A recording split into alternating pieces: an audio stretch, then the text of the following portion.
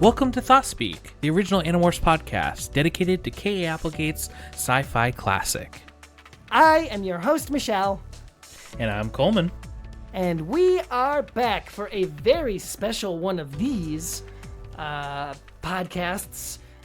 We have a graphic novel that, as far as we know, we are in a very small amount of people who have gotten to read this thing early. We're very excited about it. It is the graphic novel for Book 2, The Visitor. Yes, by author Chris Grine. This comes out next week. I'm hoping to have this podcast out at least a few days in advance. But we're really excited. We got an advanced copy and get to, share our thoughts ahead of time and see if you want to buy it or not. Spoilers, you should buy it because it's new Animorphs content and it's really, really good. Oh, yeah.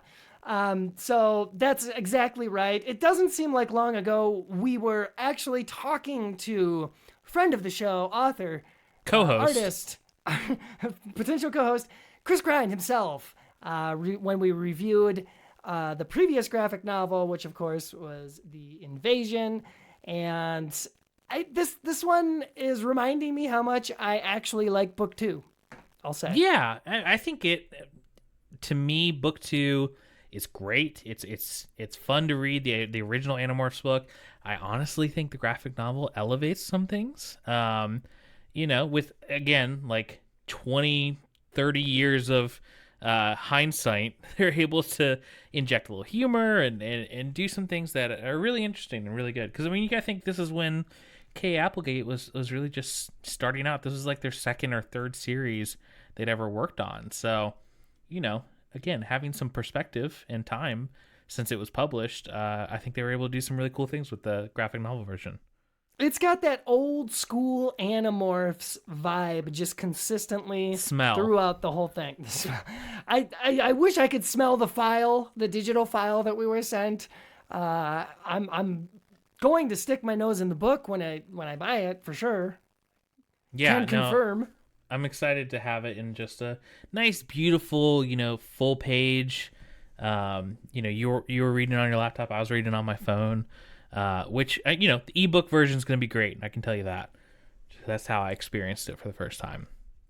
But a lot of potential Animorphs wallpapers in this one. I can definitely also confirm that. Yeah, absolutely. I'm thinking of one that you're probably, that sprung to your mind right away. We'll get to it. Tell me, good sir, do we have to pitch to an ad here? Because I feel like I need to say a word about our Patreon, of course, as we always do, real quick. We can. Let's try to be succinct, though. I don't want people to think that we're just, doing ads left and right and trying to get you to sign up for Patreon. We do these simply because, we do really appreciate the people who donate to us. And if that's not within your means or you don't feel like we've earned that, another way you can help out the show is just by, giving us a review on iTunes or wherever you listen to podcasts. But yes, let's thank our Patreons real quick, and then we'll cut to an ad read. Okay, absolutely. I just want to say thanks to Daniel, Ben, Jeff, and Aegon, the Chimera Demon, our friend Andrew. Keeping us alive on Patreon. Thank you guys so much. Yeah. And, podcasting is not cheap sometimes, especially if you want this sultry sounds coming through top of the line gear like we're working with this week. So just going to jump to a quick ad read, and then we're going to jump right into the book, starting now.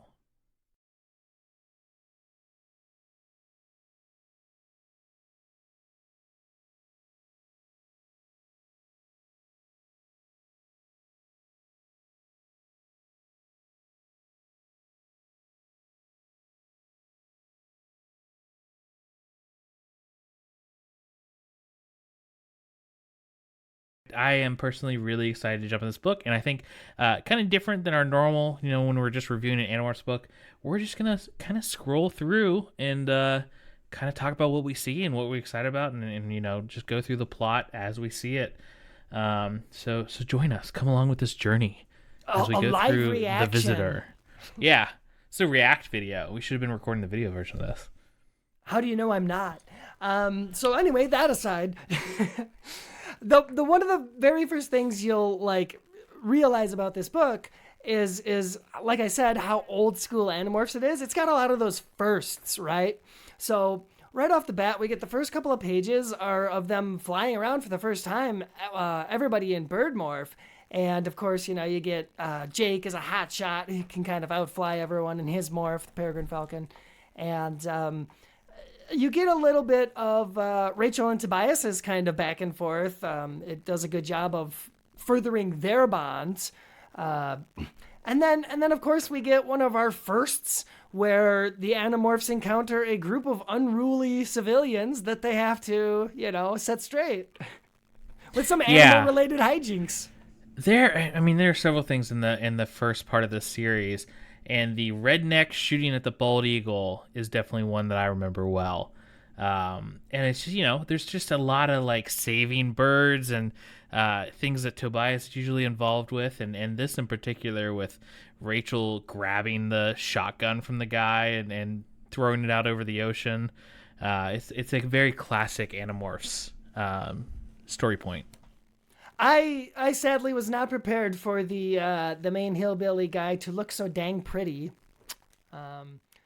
with the ponytail that Tobias conveniently snags off of his head. Just thought he was a very, very cute looking hillbilly here. Well, yeah, it's an interesting choice by Chris Grine to frame him. Does the ponytail get ripped off in the book? I can't remember that. I couldn't tell you, my friend. I thought it was a very funny detail, and the other guy's T-shirt just reads "good," which is pretty funny. I think he just gets slashed at in the book or something. But the book doesn't really go into these guys or show them very much. Whereas one kind of a big change in this is that they're recurring characters throughout this graphic novel. They simply kind of artist Chris Grine made the decision, I guess, to put them in as Rachel's harassers later on in the book. So yeah, it does have this kind of recurrence, which I thought was a little coincidental, and perhaps I could have done without, but it's fine. It works still. No, I think it's cool. It kind of keeps bringing them back, and it just I think it's a cool change personally. They remind me of Bulk and Skull from Power Rangers. They're just these two guys who keep showing up in the superheroes' day-to-day lives. So fun times. Well, it'll be interesting to see if they make it into book 3 then, I guess. I hope they become Animorphs. Big change to the series, but they're brought on as auxiliary Animorphs. Or they take the dual role of David. I'd be okay with that if one of them died, the not so handsome one. What? He's the one I related to the most. Good? You're related to Good? And then I gotta tell you how excited I am to see more of the morphs. The actual morphs in art format are every bit as gruesome and horrifying as you would hope they are. And a friend of the show, Chris Grine, does an amazing job here with more of these really creepy, gross morphs for this book, especially this one we get right away with them all changing back from birds. There is one horrifying panel forming out of the beaks. Yeah. That one in particular is really bad. And then, of course, we get to see Cassie do it a little bit expertly, which is crazy to think that she was already kind of able to do that from book 2. Yeah, I love how, again, this is very straight out of the books. Whereas Marco's in the corner of the bell tower, he fell over and is on his back morphing because his legs decided to morph first before his other parts. It's just really nails the morphing and how horrifying it is. Here you go. Here's your scare character. a half morphed corpse girl. Oh, yeah, wonderful. If you listened to our private Thoughtspeak episode, that might make sense to you. Mm-hmm. But It's an inside most joke. readers might not, or listeners. Readers, listeners, however you ingest this show. Yeah, I don't think we got a lot of readers. Just saying. The cool thing is, though, I wanted to see more art of these kids in their underwear, and we got exactly that here in the Bell That's Tower. weird. Weird. That puts us on some kind of list. No. Because when you think about it, the Animorph series, they do that a lot, right? They even point out at one point how uncool they look. So it's a line in this book when Marco's talking about how they need to coordinate their outfits. And something I always keep in mind in the back of my mind when I'm reading the books is in any of these morph out scenes, they're all in their spandex, right? Well, it's like leotards and stuff because, Rachel does gymnastics and things like that. So just anything somewhat skin tight. Yeah, and the artist doesn't linger on any of it. It's not pervy in any way. I'm just saying. It shows them actually transitioning, from morph to throwing on clothes and then sneaking back into their lives. I thought that was a cool, it was superheroes in general or anything like that. You have to give them, their issues they run into with day-to-day superhero life. Like for Spider-Man, he in most of the comics, he doesn't have organic web shooters that come out of his wrists. He had to build them. So you have a moment where Spider-Man's fighting like Doc Ock or something, and his spider webs run out. And so then he has to solve that problem and fight without his webs and stuff. That's the Animorphs. That's one of their things, is that they can't morph clothes, which if you're a covert spy like the Animorphs are, that can be a real issue sometimes, not being able to, morph clothing. It's glad that that's represented. They could have taken the route of it might be kind of dicey to show kids in tight-fitted clothing. But, like you said, they don't linger on it. It's not weird. They just, it's part of the Animorphs and what makes it interesting and something they have to work around. Them having to deal with the clothes is as big of a challenge as the 2-hour time limit, which is again stressed in this book. Really quickly, they point out Tobias and his state, and it's just a big refresher from the people who skipped book 1, right? Yeah. And I don't know who's just jumping into the second one, but yeah, I mean, the focus on it's kind of setting up the next book too with Tobias and how much focus I don't know if that scene where we hear that Tobias is living with Jake, I don't think they mention in this like they do in the book. No, not yet. And man, now that you say that, I can't wait for the graphic novel for book 3. That is going to be phenomenal already. Yeah. Yep. Well, I think it's being currently colored right now. So it's coming along. Oh, wow. I didn't know that. Have you been chatting with friend of the show, Chris Grine? I follow him on Twitter. I keep up with it. Nice. We get, again, a lot of these firsts, the kids discussing their situation in school.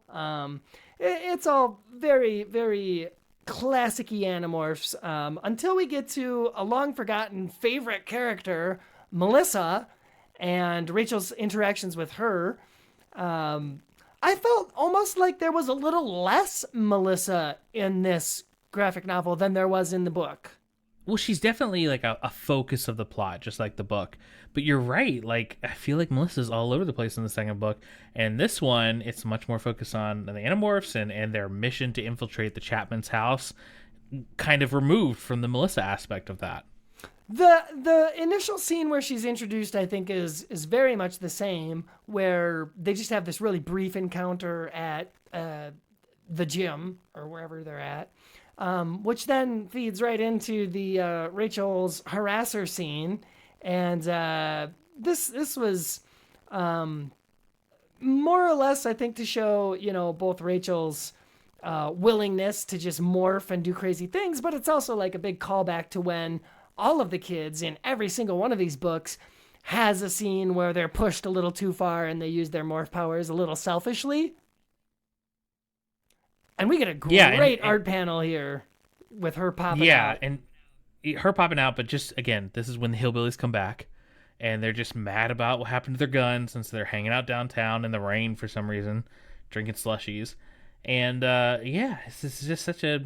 This I always thought was a weird scene in the book, just Rachel being creeped on, but teenager walking alone at night. But her coming out of the dark as a like half elephant really shows at the beginning that they were like, again, like you said, like these selfish morphs that could have totally blown their cover if somebody had been a Yerk, or a Yerk had been in nearby, or a controller or something, pretty crazy. But I love that it ends with her blowing out her shoes, just like in the book. Yeah, like her shoes are just destroyed. it's very accurate to the book. I don't know if the lines that these guys give each other as they're running away, which I thought was pretty funny. The one guy says, "Did you get her number?" And the other says, "No, I got robbed by an elephant. Start the dang truck." I don't know if that's word for word the same, but I appreciated it. I don't think so. And we even get a lovely kind of time lapse of Rachel going back from elephant to herself with the trunk sucking in, and it just looks, freakishly gorgeous. Unframed, classic Animorphs morphine. It does. Like front cover. Yeah, it elicits the covers. I think we talked about that in our review of the first graphic novel, but these time-lapse morphs are what the covers should have been, I think, is what we decided. Yeah, have Chris Grind do the covers of any re-releases. Oh, I'm all for it. Hashtag I want that cover. Yeah. But he said when we interviewed him and talked to him, he said that wasn't intentional, but I can't see how it's not sometimes when it's framed even the same way. But this is our first interaction with this is our first interaction now with Chapman, who I think Chris played up the almost like, evil villain roboticness and made him distinct in the comic, whereas in the book he's just like, oh, the evil vice principal, that's like something you're supposed to relate to, versus the comic where again they're just like they're putting like the flash of light across his face to make him look even more sinister. Yeah, the visual medium definitely has to sell it, because in the books we get Rachel's inner monologue where she's thinking the Yerk is probably thinking about, what to say to me or whatever. We have to rely so much more on Rachel's inner monologue, but he does a wonderful job of making Chapman very menacing. Absolutely. Yeah, I mean, you have the page, and I think this might have been in the book, where she's trying to tell him where to take her because he's giving her a ride home. And he's like, oh, I know where you live. Like, and that's supposed to be a spooky line. But then he drew him, like, smiling all super creepy, and just really plays that up. It looks bonkers, for sure. We get the first, I think this is the first and only real good look at, like, Rachel's family, what her mom and her sisters look like. And, in this book, yeah. No surprise, they kind of look like her, more or less. But we get a very, very rare meeting of the Animorphs at Rachel's house, which I feel like never really comes up again in any of these books. Well, there's a lot of that going on. In these first few books, they meet at their houses a bunch until they realize, like, oh, the barn out in the middle of the woods is actually the safest place to meet. I guess I don't recall where they meet in book 3 if it's not at Cassie's. It might be one of the times they meet up at the mall. There might have been another Jake meeting. Yeah, they do meet at the mall occasionally in the food court because they don't think anyone will overhear them in the hustle and bustle. So exactly. But that's also a place where people can see them together, and they don't want to be seen as a group very often. So it made sense contextually. Yeah.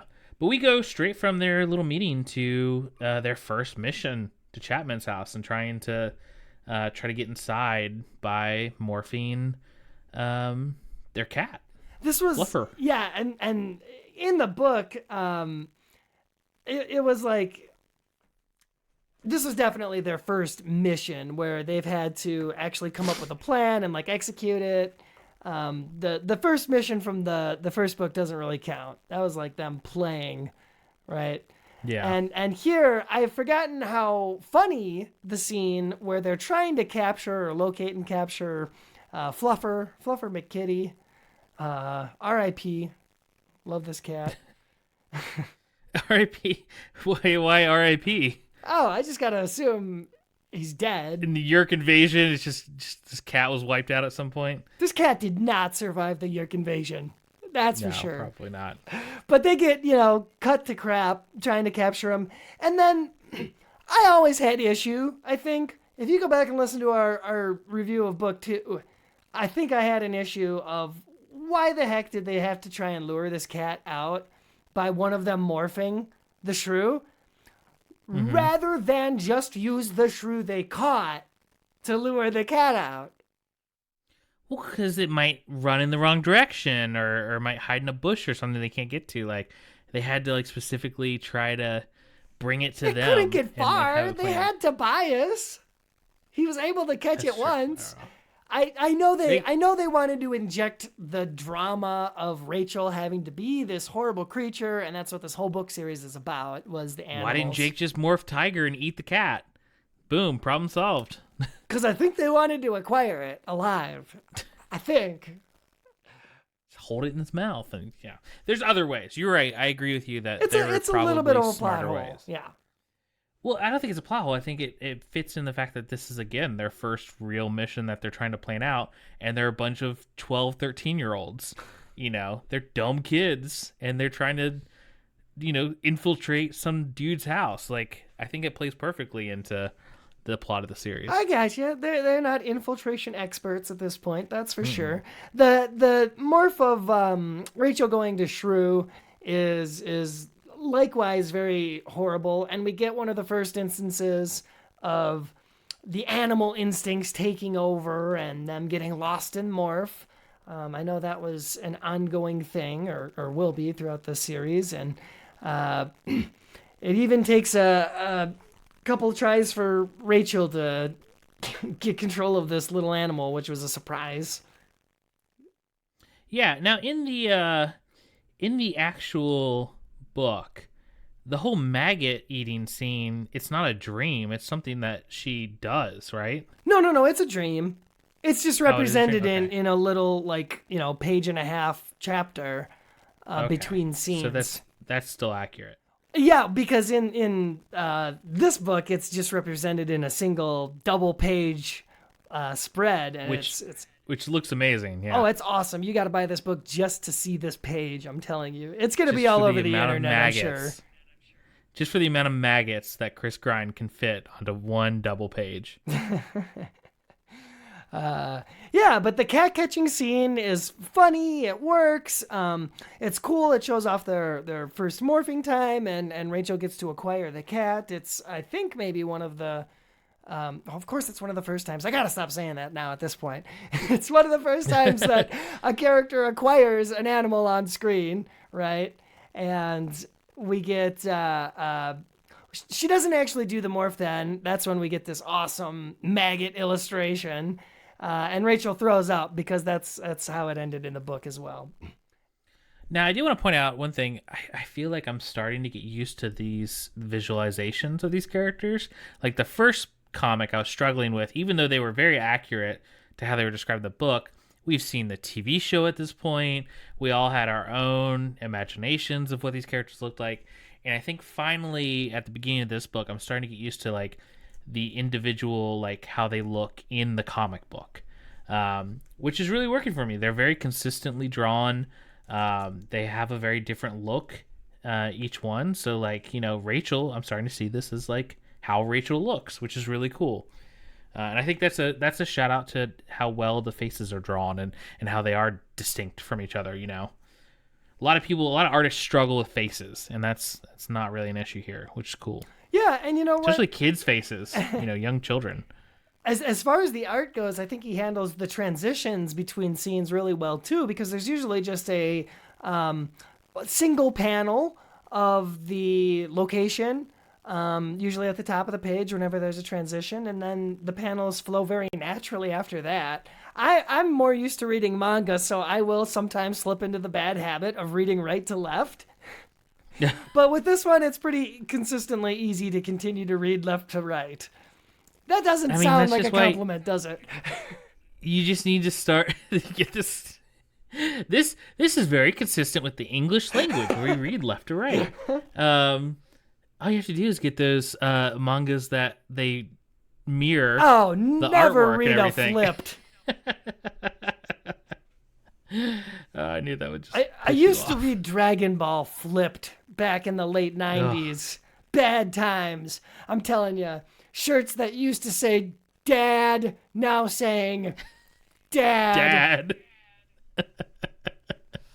So the transition here works really well, though. As they move into the school and we get more, plot with Melissa, she's all cut off emotionally and distant and continues to sort of bulk Rachel's advances. And Chapman just continues to be portrayed as an absolute creep, and I love it. But they quickly end up going back to the Chapman's house for their actual infiltration mission. We get Rachel doing her first cat morph and really enjoying it. And I think this book did basically everything to set up cat morph as like an ongoing joke or meme within the community, especially when Visor 3 starts geeking out about him later. That's honestly something I really like, that we're getting the community's years and years of inside jokes and, like you said, memes that are being, not tackily, shown, but referenced somewhat in the series. They're just inserted a little something special for those of us who have been like, yeah, Visor 3 is super into cats for some reason. And I think they just added just a little more in this book to kind of sort of reference that, and it's I remember him talking about that with us when we interviewed him. And similarly, I think I remember him mentioning the scene when Rachel is inside the house and she's kind of looking around, and one of the first things she sees is Mrs. Chapman, and she's like just zoning out in like a zombie state, just like cutting some carrots.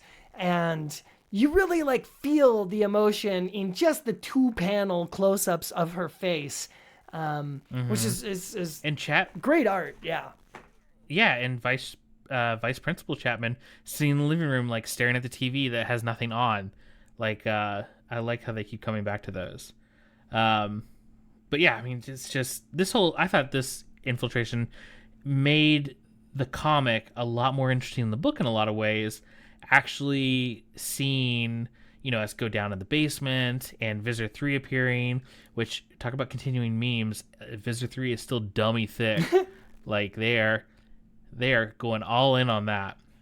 I'm still weirded out by the tail blades. I don't really see the blade in this comic form. It just looks like fur covered, or it's still just blue like the rest of them, but it's a very minor quibble. I always pictured like a blade coming out of their tail. I will I'll get to his description in just a sec. I was gonna say that the beginning of the book, it was fun, right? But as soon as Rachel goes into the basement and the whole like Visor 3 scene plays out, that's where I sat up, like, now I'm interested. This is good anamorphing here. Visor 3, anything with him on the page is going to be an attention grabber for sure. The blade looks like a dolphin's tail, I would say. Yeah, like it's got the end of the tail, which is pretty normal for people drawing Andalites, and then it's got the blade sticking out of it. But the blade, this you can't tell in this one because it's a hologram. But in other parts where he's shown in the first and second book, the blade is the same color and consistency as the fur, which I always pictured it like, like a bone sticking out or something where you're seeing a hard surface versus, fur. A different color. Yeah. It should be a different color, right? But again, it's very minor. It might be because it's a hologram. No, it's in other parts. It's in the first book and this one too, when you see him in real life.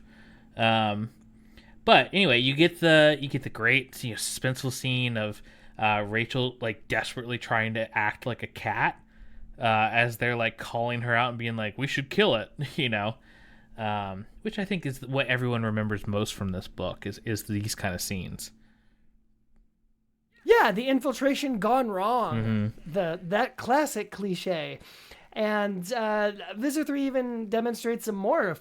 I remember this being one that we had a hard time pronouncing, I think. Yeah. The Vanarks. Yeah, but Vanarks? Very, very cool actually seeing like what it looks like. It looks like the sandworms from Beetlejuice. Oh, that's a good description. Yeah. I was going to say the sandworms from Dune. It's kind of like Dune, but these actually have like the Tim Burton like lips and the big long tongue. Yeah. So pretty almost awesome. like a piranha plant from Mario. Mm-hmm. So super cool design for that. And obviously, Good job, Chris. Freaking out Chapman, and you can see anything that can rip a yerk out of your head. It's pretty The terrifying. Yerkbane. That's yeah, what it is. Yerkbane. And then we see a little bit of, Chapman and his wife just talking about what he saw and how Visitor 3 is threatening him.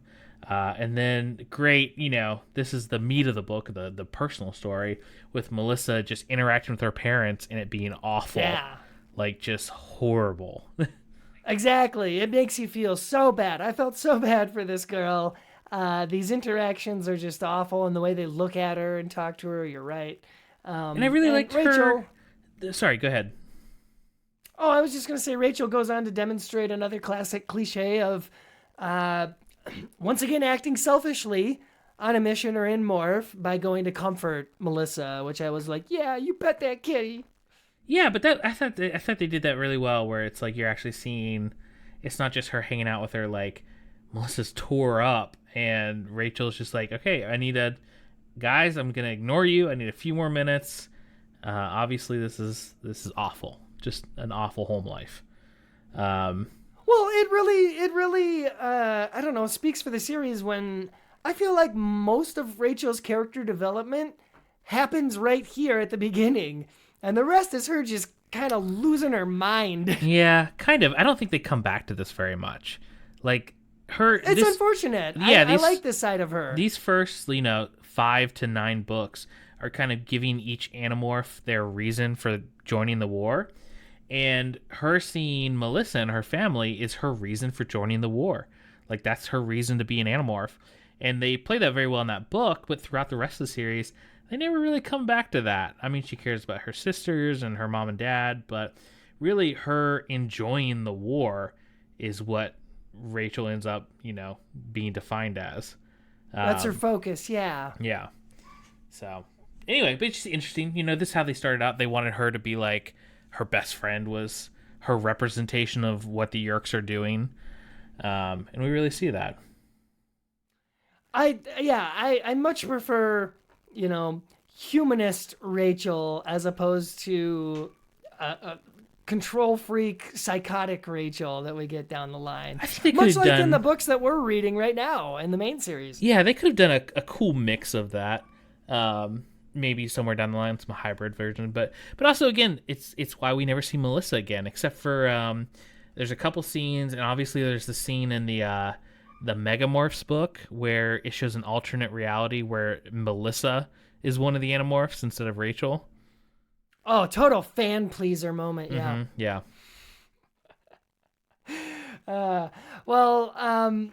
As the book plays out, they have a lot more scenes with the team interacting, and it's all good stuff. We don't really need to go through any of the dialogue necessarily, other than to say that I feel like, because the books are primarily dialogue and internal monologue primarily, but the adaptation rate really works for these graphic novels. I don't feel like content was skipped necessarily.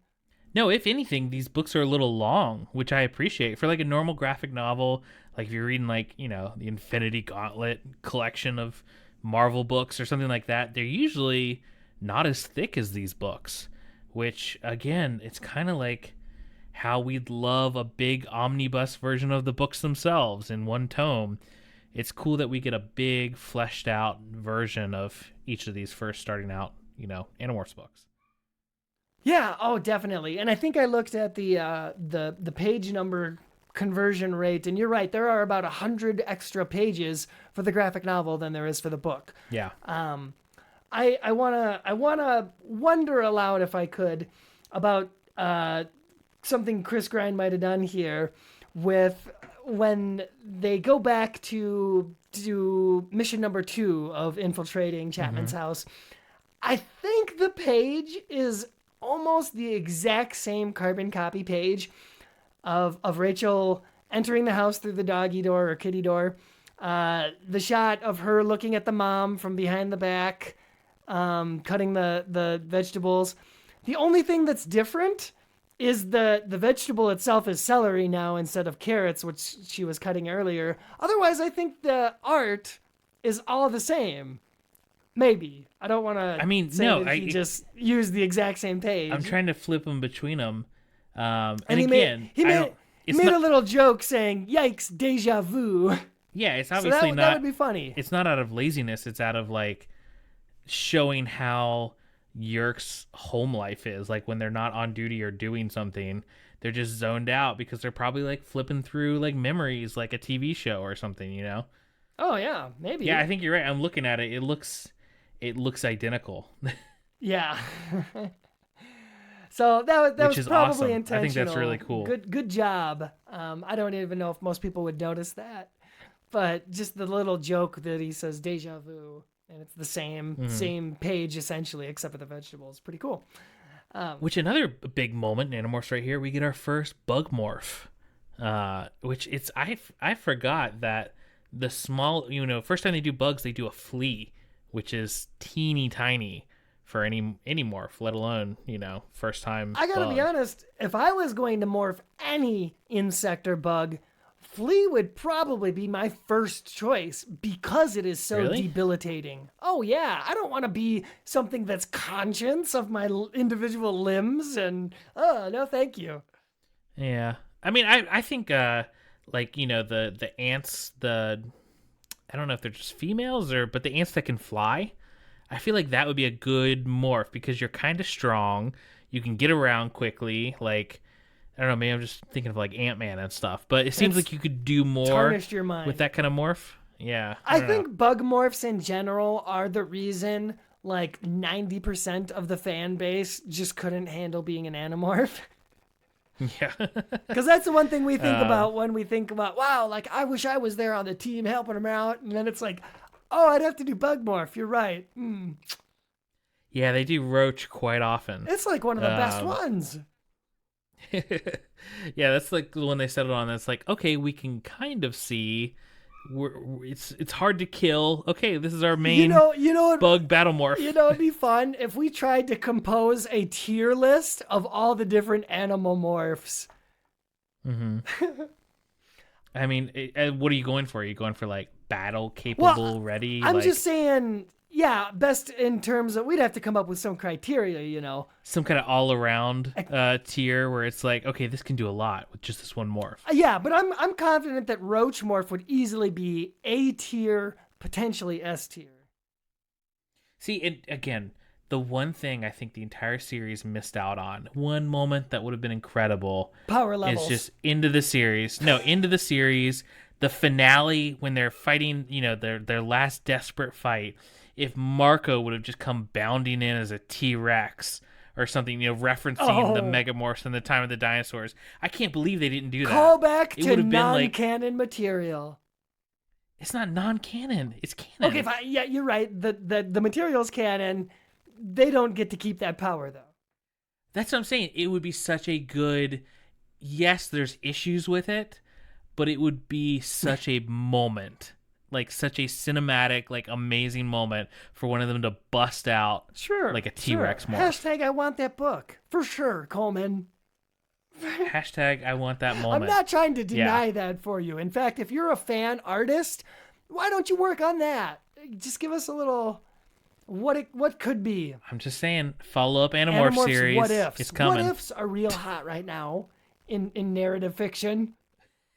What if the Animorphs could keep their dinosaur morphs? They just go into every mission, they'd just be full OP, dinosaur, for sure. No matter what the mission is. And that's why they had to cut that. That's another one of those limitations. The scene plays out very much like the same as the first one, with Rachel going back in to visit Visitor 3's little conference with Chapman. The big reveal that Jake is in Flea Morph and has like unknowingly infiltrated Rachel was kind of a really cool twist. And it does kind of bring to mind that it Rachel's the first one to like go against, Jake on a mission, really. In this book, she's definitely shown some rebellion here. Definitely yelling at her in the first infiltration to come out, and she was ignoring him, and that's why he had to take such measures as morphing a flea and hiding on her and concealing his presence.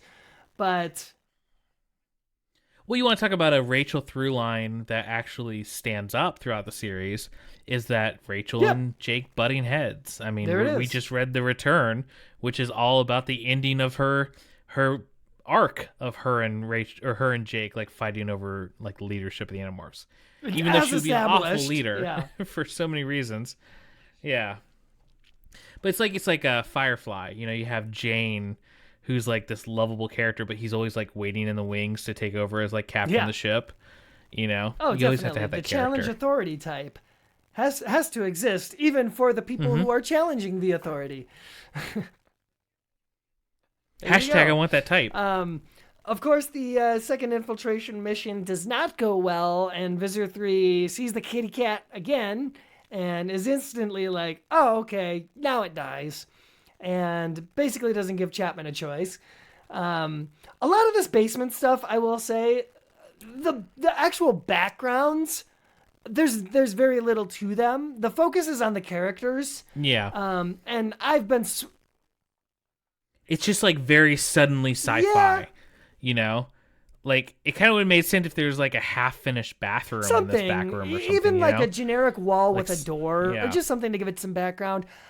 I've been spoiled because I read One Piece, and every panel of One Piece is like a artisan Renaissance painting that is just a feast for the eyes in terms of backgrounds and character designs. Well, I think most of this book does have pretty detailed backgrounds. It's for some reason this one room, it's almost just kind of like they were like, I don't really know what to draw here, but you know, we got this big sci-fi computer that's in the room. I do like this panel of Chapman just yeeting Rachel as a cat across the room. Super fun. I like your description of it. Yeah. And then Dracon beams. This is the only thing. So Dracon beams are the only thing that's like, it's very like a retro sci-fi gun. It looks exactly like one of those spaceman spiff. Like a kind of blasters. Yeah. Which, I mean, the Yeerks steal everything. So maybe this is like a Skritna technology that they took at some point. Which would explain why it's like atomic age. It could have been a piece of technology sci-fi. that they had to like drastically retrofit and change to fit a human hand too.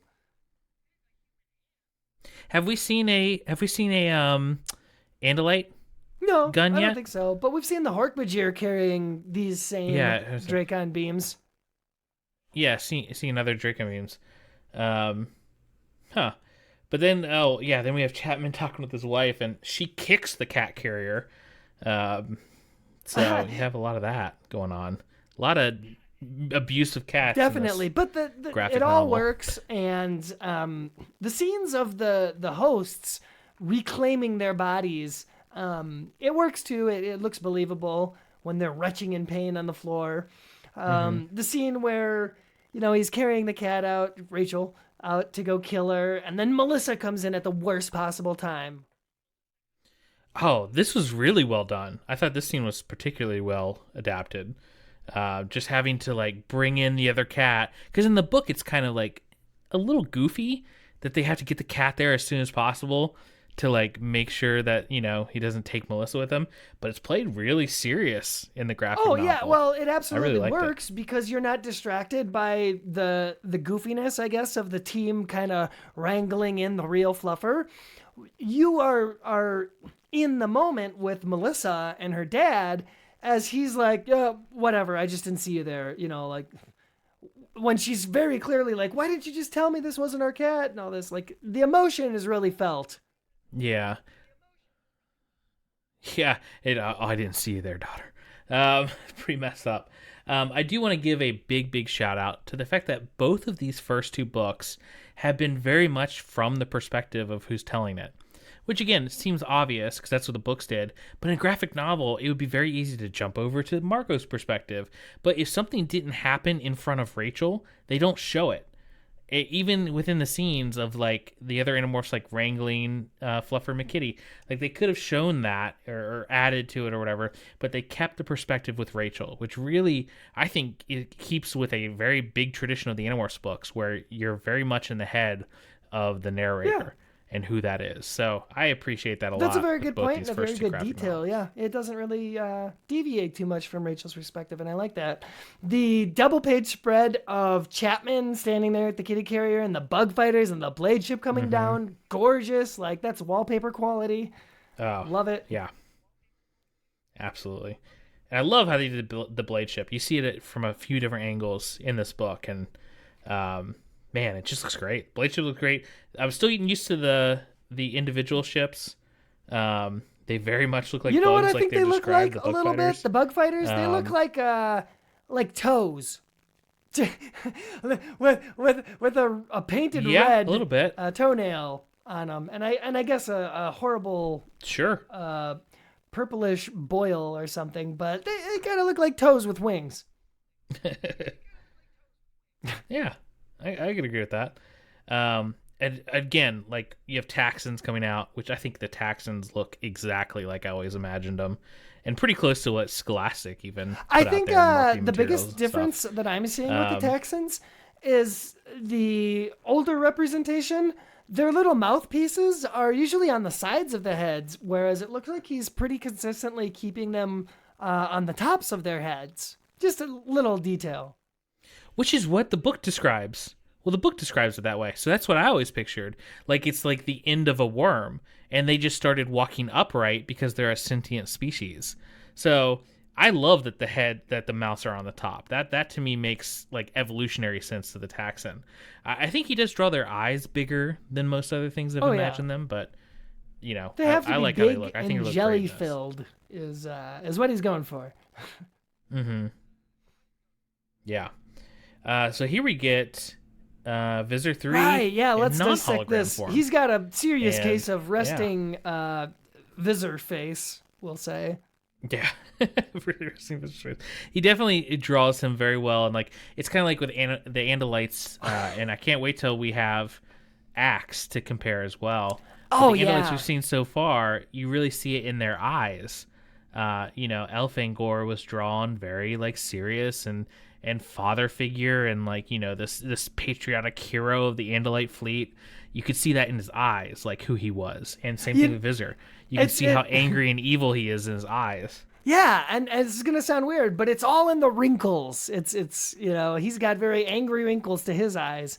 I'm looking at a Hork-Bajir holding their version of the Dracon beam, and they actually have like a longer, almost shotgun-looking style Dracon. So They've had both. I think they've had both ones. yeah, exactly. Which fits my theory that the spaceman type that we see Chapman and the other human controllers carrying are probably specific, created for humans, I would say. Sure, I can see that.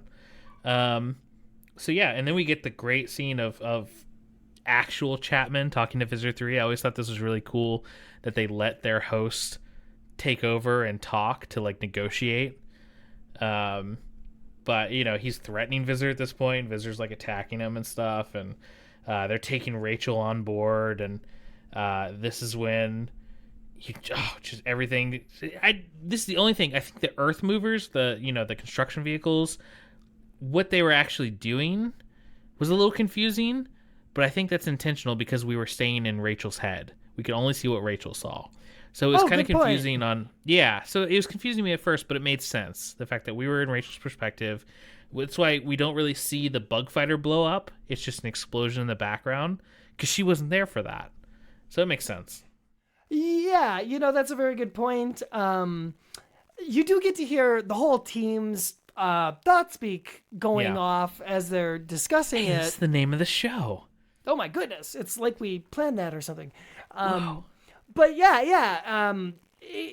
it's very much like what Rachel would be experiencing in this scary moment where it's basically just her and Jake, as far as she knows, and they're captured. There's a lot of talk about how this is the end for them. Being book 2, we know it's not. But it's a very serious, scary moment in their first mission, and they're about to be captured by the Visor. Jake manages to slip off very conveniently to demorph and remorph within the blade ship, which I feel like they should have probably caught that. Which this is impressive. I mean, I don't know if we talked about this a lot when we reviewed the second book, but Jake basically does a back-to-back morph here, and he's like the first one to do that. So that's pretty cool. Well, yeah, good point. I'm sure though that for one thing, Flea Morph was probably not too intensive. He even said it was not bad. Yeah, he was just chilling.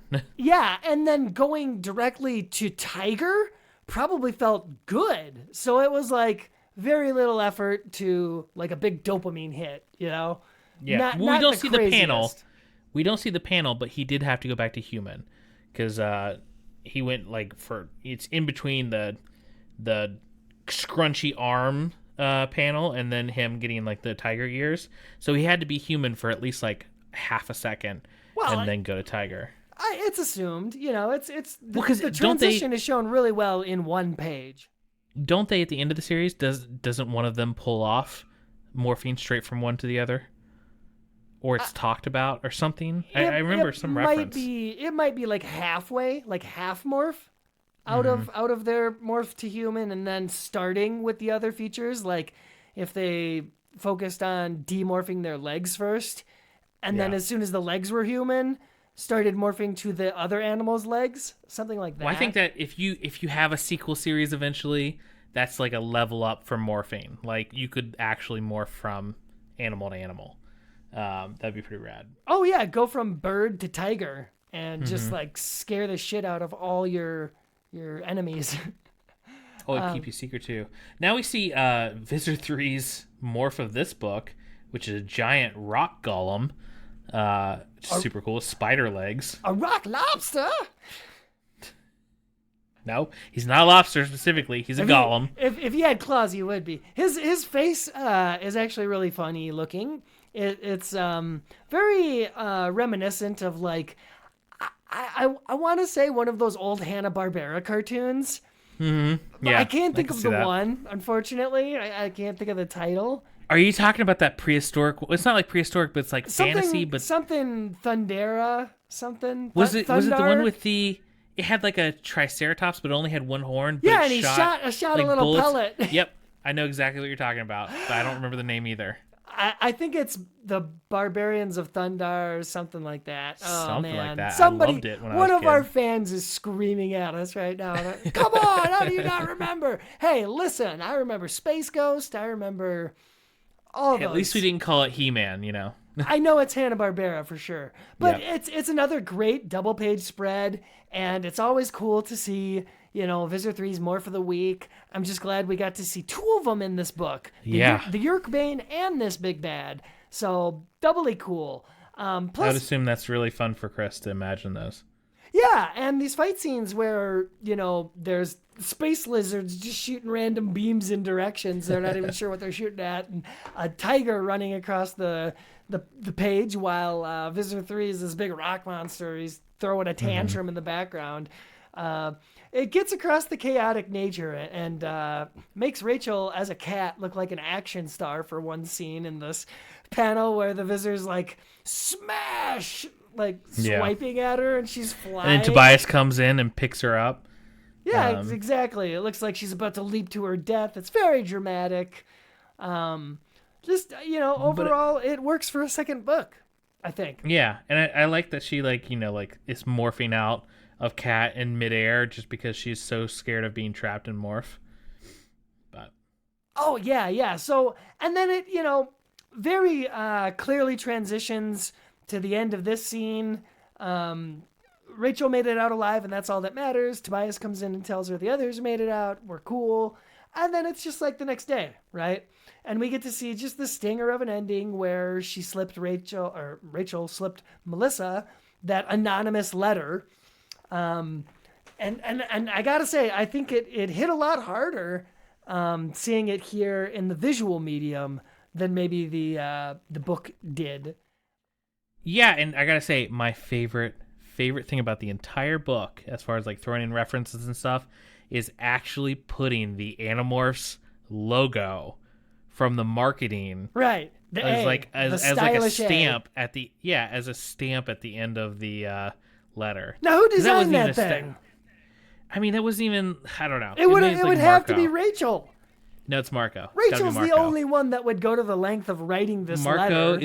Marco is the de facto. No, she wrote the letter, but I think Marco, like, she took it to him at lunch and he like whipped that up real quick. He's like the de facto like marketing strategist of the Animorphs. I think Marco would have said, absolutely not. You cannot slip her No. an anonymous letter saying her it's parents Marco. love her. He came up with the name of Animorphs, and now he's like marketing it and branding it. Maybe that might be actually, you might be onto something there. But either way, it is awesome, to see that stylistic Animorphs A that probably a few of us have either thought about or have tattooed on us. Well, this makes it canon that it's there, like that they have a logo. If they ever get the super suits, then they can have this logo on the front of them, like Fantastic Four. You're just waiting for the book where they decide to start tagging around town late at night, and this is what they do, or they're like drawing Andalites. Amazing. It'd be incredible. And then after that, we get them back at, it's a recurring location for this book, back at the bell tower, the old rundown church. They're just, talking about like, what are we going to do next time? And Marco's like, there's not going to be a next time, because obviously he hasn't had his, come to war book yet. It's coming. But we just get a nice shot of Tobias flying away at the end, kind of, leading us into what the next book is going to be, with Tobias as the narrator. Yeah, absolutely. And it like I said, I'm super excited for the adaptation of book 3. If we only get the first 6 books adapted into graphic novels, I think I'll be happy with that, but it has to be at least 6, all the way up to The Capture, the second Jake book. That is a monumental one that I think needs to be done in a graphic novel form. Ideally, they should go and adapt all of them. Well, ideally, they do all of them, but I think the first arc, the place you'd end it for, Michael Grant has talked about this over the years, where you end the first arc is them destroying the Kandrona. That's the first big thing they accomplish. And I think that happened in book 7. Yeah, it's like 7 or 8, something like that. So that's the end of the first arc in my mind. But I think he could do that and then let him jump around. Do the David trilogy. Do 1 or 2 books that are like bigger books in the middle that are like important to the series, or even like some side stories. And then do the ending. That would be the best I know they're not going to do all 50, odd books or whatever. Yeah. So I think do the beginning, do a bunch of books from the middle that are iconic, and then do the ending. That would be, in my mind, the dream scenario. Probably, yeah. I think when all is said and done, we should get maybe, hopefully, 10 to 15 of these graphic novels. That's what I'm hoping for. If we got 20 adapted, that would be perfect. Or, it would actually be kind of nice is if they did do the first arc that ended with them, destroying the Kandrona, and then they were like, well, we don't know if we're going to win this war overall. And then you have a 30-page stinger at the end of the 7th book that shows highlights of them winning the war. That would be cool. Well, they could do a lot with this visual medium, and it's very interesting to see. I hope we'll talk to Chris Grant again on the show and figure out if there's some kind of commitment to how many we can expect. Lots to look forward to. But do you want to give mini reviews of this thing? Should we do something like that? Just kind of wrap up our thoughts with finality. We did for the first one. I think we're pretty. We didn't really do a full summary and stuff like that. I think we were pretty much giving our thoughts throughout. I think we both think it's superb. Yeah, you're right. It's worth your time and your money, definitely. There's no way. Yeah, either of us are gonna not tell you to buy this thing as soon as you can, because it's not only good. It helps the fandom and the series so much, and it tells Scholastic we want these things, so keep doing it. And it would make my friend Chris Grine really happy. Yeah, I know it seems like we're just like best friends with him now, and that we're just pushing this graphic novel to push it because we got it early or whatever. But honest and truly, I think there's definitely things that could be improved, and there's things that, there's always things that could make it better.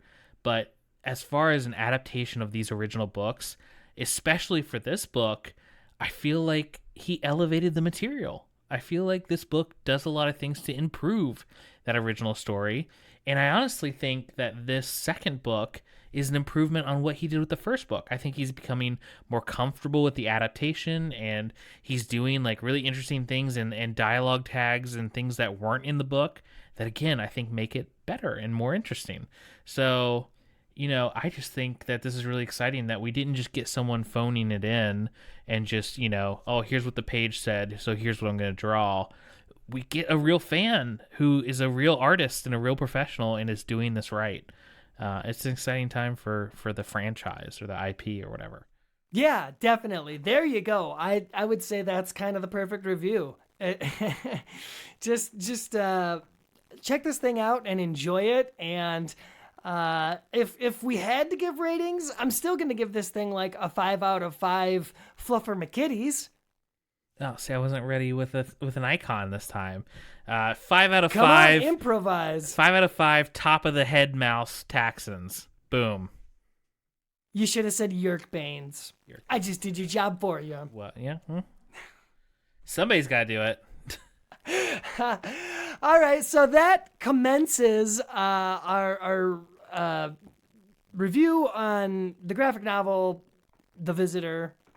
And next time we're going to get back to the series proper, right? Yeah, we were all ready to do the next book. I know we've been waiting forever, but we had this kind of fall in our laps. So we were like, hey, could we get this episode out before the actual book releases? And that's what we're going to still try to do. So hopefully you're listening to this before October 5th, which is the release date of the graphic novel, to your nearest bookstore or online purchasing place. I'd also like to give a shout out again to our Patreon. You can find it at patreon.com/Thoughtspeakcast. You can also, again, really, really help out the show by just leaving a review on iTunes or whatever podcast player you use. I'm sure there's a way to leave reviews and talk a little bit about the show. That helps us reach, new listeners. And as we wrap up this series and possibly move on to other things, we want to make sure that people find us and enjoy the series along with us and bring in new fans. So definitely do that. It helps us out. And hit us up on Twitter, Facebook, Reddit. We hang out on our Animorphs and see what's going on there. But thanks for listening to the show, and really excited that we got to do this episode and talk about, again, new content to the Animorphs universe. It's pretty rad. Totally, and I'm so excited because next time we're talking book 49, The Diversion, and we both loved this book, I'm pretty sure. It's a really good one. Oh, yeah. I can't wait to talk about this one with you, and that's happening next time. Till then, I've been your host, Michelle. And I've been Coleman. See ya. See you next time.